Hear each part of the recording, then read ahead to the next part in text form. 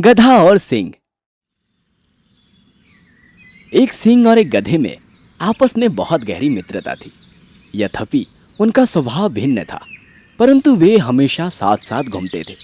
गधा और सिंह जहाँ भी जाते वहीं अन्य प्राणियों में भगदड़ मच जाती। दरअसल यह होता तो शेर की वजह से था, मगर गधे को बड़ी भारी गलतफहमी हो गई थी कि सभी जीव जंतु उससे भी दहशत खाते हैं और वह भी एक बलशाली जीव है। एक बार जब वे जंगल में साथ साथ घूम रहे थे तो उन्होंने भेड़ियों का एक झुंड देखा। भेड़ियों को देखते ही गधे की मानसिक वीरता जाग उठी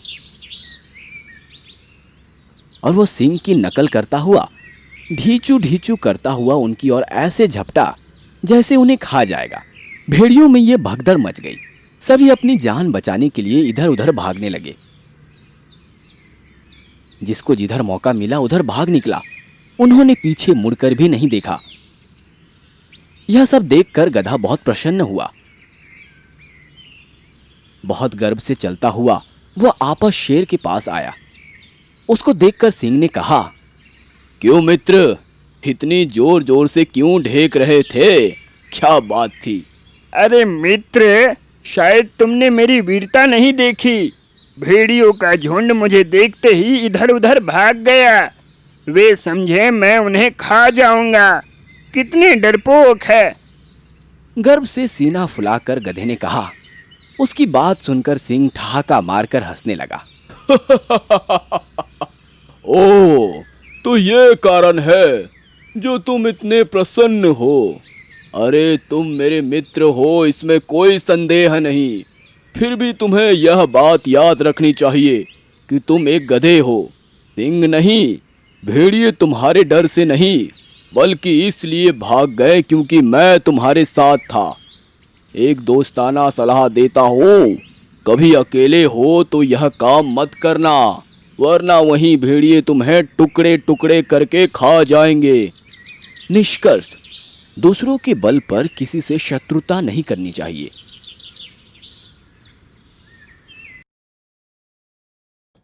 बंदर और मगरमच्छ। कुछ समय पहले की बात है। एक जंगल में बंदर और शेर बहुत अच्छे दोस्त थे। वे जहां भी जाते दोनों साथ मिलकर ही जाते थे। एक दिन शेर ने बंदर से कहा, दोस्त, आज मैं बगल वाले जंगल में जाकर आता हूँ क्योंकि इस जंगल में मांसाहारी भोजन मिल ही नहीं रहा। तुम अपना ख्याल रखना। बंदर ने कहा, ठीक है दोस्त, तुम भी अपना ख्याल रखना, कहकर वहां से निकल गया। रास्ते में वह सोचने लगा, भूख लगी है, इसलिए नदी के पास जो पेड़ है वहां जाकर देखता हूं, कुछ फल मिल जाएंगे। सोचते हुए जंगल के पास नदी के किनारे जाता है और वहां एक अंगूर के पेड़ को देखकर बंदर कहता है, वाह, मेरे मनपसंद अंगूर, अभी इन्हें खाता हूं। कहते हुए अंगूर के पेड़ पर चढ़ता है और अंगूर काटकर खाता है।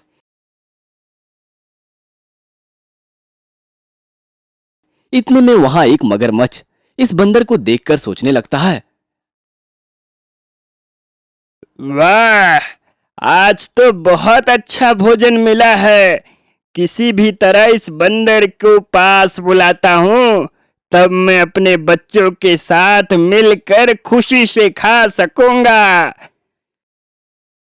यह सोचकर मगरमच्छ नदी के किनारे जाता है और बंदर से कहता है, दोस्त, क्या खा रहे हो?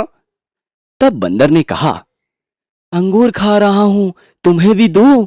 नहीं नहीं, मुझे नहीं चाहिए, तुम ही खाओ। क्या तुम मेरे साथ चलोगे? मैं तुम्हें नदी में अच्छी अच्छी मछलियों से मिलाऊंगा और कई मजेदार चीजें भी दिखा सकता हूँ। तब बंदर ने कहा, क्या सच में तुम मुझे पूरी नदी में घुमाओगे? मुझे कैसे लेकर जाओगे?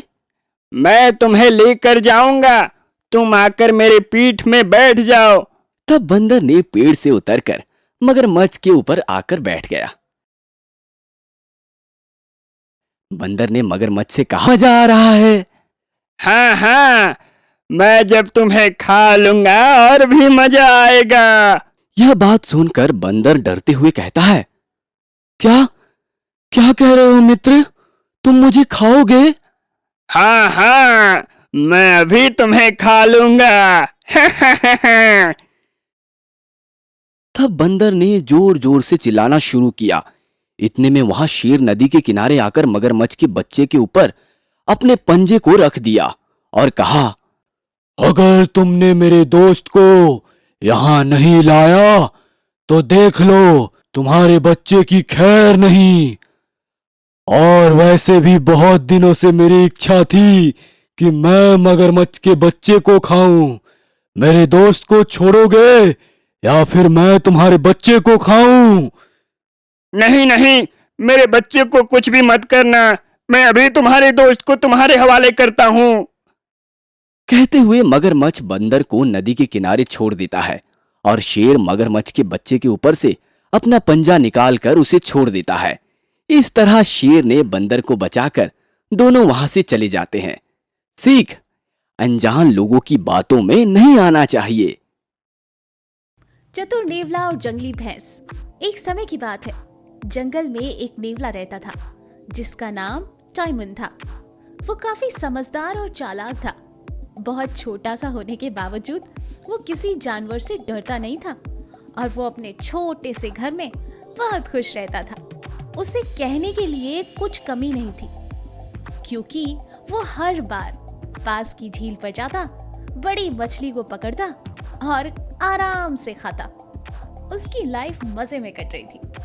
एक दिन अचानक बहुत जोरदार तूफान आया और उस तूफान में टाइमन का छोटा सा घर टूट गया, जिससे टाइमन बहुत निराश हुआ। वो सोचने लगा, अब मैं कहाँ रहूंगा? मेरा घर तो तूफान में टूट गया। मैं तो अकेला हो गया। मेरा घर। लेकिन तभी उसे मन में ख्याल आया। उसने सोचा, चलो कोई बात नहीं, अगर ये घर टूट गया तो मैं नया घर बना लेता हूँ। हाँ, ये सही रहेगा। और ऐसा सोचकर वो नए घर की तलाश में निकल पड़ा। नए घर की तलाश में अचानक वहां एक छोटा सा घर दिखाई दिया। घर को देखकर उसे बहुत खुशी हुई। हाँ, ये तो बहुत सुंदर है। ये रहा मेरा नया घर। अब मैं यहीं रहूंगा। लेकिन उस घर में एक दिक्कत थी। उस घर के बाहर ही तूफान की वजह से एक पेड़ गिरा हुआ था, जिससे टाइमन को आने जाने में प्रॉब्लम होती थी। टाइमन ने कुछ दिन ऐसे ही काम चलाया, प्रयास किया, फिर इधर उधर नजर दौड़ाई और सोचने लगा, मैं इस पेड़ को कैसे हटाऊं? मैं तो छोटा सा हूँ, पेड़ तो इतना विशाल है, ये मुझसे तो नहीं होगा। कुछ ना कुछ तरकीब लगानी पड़ेगी। ये सोचते हुए उसने एक तरकीब निकाली। उसने देखा वहां से एक घमंडी भैंस गुजरा। टाइमन ने सोचा, अगर मैं इस भैंस को बोलूंगा कि ये पेड़ हटाओ, तब तो ये बिल्कुल नहीं हटाएगा। इतना घमंडी जो है। टाइमन देखकर उसे कहता है, अरे मामा, मुझे लगता है कि ये तुमसे ज्यादा बलवान है। टाइमन की बात सुनकर भैंस क्रोधित हो गया और वो बहुत गुस्से में आ गया। वो चिल्लाकर उससे कहता है, सबसे बलवान मैं हूँ। कौन है जो मुझसे बलवान है? ये पेड़। मुझे लगता है कि तुम इसे नहीं हिला पाओगे, लेकिन मैं इस पेड़ को आसानी से यहाँ से हटा सकती हूँ। टाइमन की बात सुनकर भैंस को बहुत हंसी आई। उसने कहा, ये छोटा सा जानवर इस बड़े से पेड़ को कैसे हटाएगा? लेकिन वो उसकी बातों में आ गया। उसने कहा, ठीक है, हटा कर बताओ। टाइमन ने बहुत कोशिश की, पर पेड़ उससे नहीं हिला। भैंस उसकी मूर्खता पर हंस रहा था। फिर भैंस को गुस्सा आया। टाइमन ने कहा, मैं तो नहीं हटा पाया, पर मुझे उम्मीद है कि तुम भी नहीं हिला पाओगे इस पेड़ को।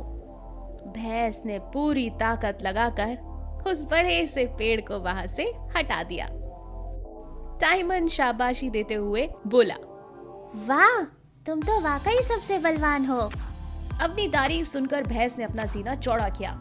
टाइमन ने उसकी तारीफ की और मन ही मन बड़ा खुश हुआ। ऐसी और अमेजिंग कहानियों के लिए हमारे चैनल को लाइक और सब्सक्राइब करना ना भूलें। Thank you.